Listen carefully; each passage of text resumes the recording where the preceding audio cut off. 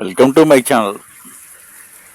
பார்த்தீங்கன்னா broiler broiler chicken பார்த்தீங்கன்னா நிறையா தவறான கருத்துக்கு நிலவுது. அதாவது வந்து பிராய்லர் சிக்கனில் நிறையா கெடுதல் இருப்பதாக மாதிரியெல்லாம் நிறையா வந்தது. அது மாதிரியெல்லாம் எதுவும் கிடையாது.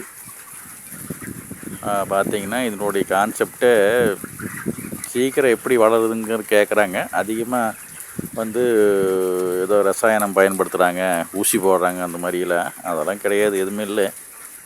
கான்செப்டே எப்படிங்கன்னா, அப்படியே சாப்பிடும் பக்கத்துலேயே, அதனுடைய பக்கத்துலேயே தீவனம், அதாவது வந்து தீனி, பக்கத்துலேயே தண்ணி.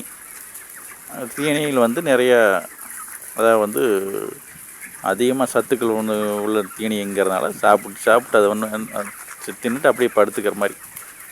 அப்படிங்கும்போது ஆட்டோமேட்டிக்காக உடம்பு, அது மனுஷனே வந்து நீங்கள் சாப்பிட்டு அப்படியே எந்த வேலையும் செய்யாமல் படுத்துக்கிட்டு இருந்தீங்கன்னா பாருங்கள் உடம்பு எப்படி வருதுன்னு. அந்த மாதிரி அதே கான்செப்ட், அது வேறு எந்த கான்செப்டும் கிடையாது.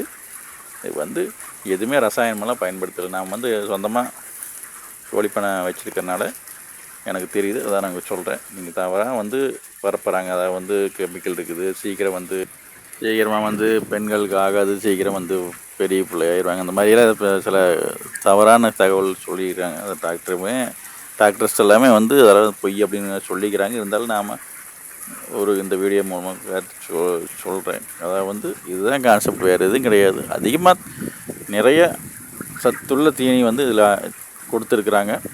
சாப்பிட்டு அதிகமாக அதாவது வந்து இருந்த இடத்துலையும் சாப்பிட்டு அப்படியே தண்ணி குடிச்சு சாப்பிட்டு அப்படியே படுத்துருக்குது. அதனால் வந்து ஆட்டோமேட்டிக்காக வந்து அதனுடைய உடம்பு வந்து அதிக வேகத்தில் வந்து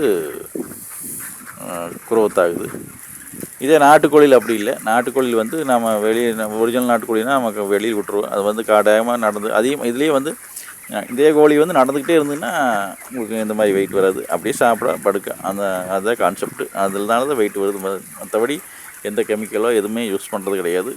அதாவது வந்து எதிர்ப்பு சக்திக்காக ஊசிங்க போடுறதுனா எதிர்ப்பு சக்திக்காக வேக்சின் மட்டும் போடுறோம். அதாவது வந்து நோய் எதிர்ப்பு சக்திக்காக, வேறு எதுவுமே கெமிக்கல் இதில் யூஸ் பண்ணுறதே கிடையாது.